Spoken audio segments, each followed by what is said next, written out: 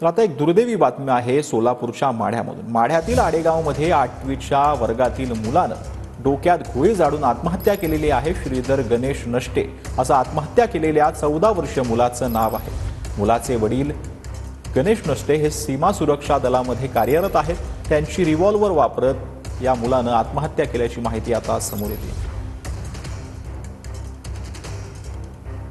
सोलापूर जिल्ह्यातील माढा तालुक्यातील आडेगाव मध्ये इयत्ता 8वी मध्ये शिकणाऱ्या मुलानं जे शालेय विद्यार्थ्यानं डोक्यामध्ये रिव्हॉल्वरची गोळी झाडून जी आहे ती आत्महत्या केल्याची घटना काही वेळापूर्वीच घडली। ज्या ठिकाणी ही घटना घडली त्या ठिकाणी TV9 पोहोचलंय ना। आपण जर पाहिलं तर आडेगाव मधील याच ठिकाणी जी आहे ती घटना घडली।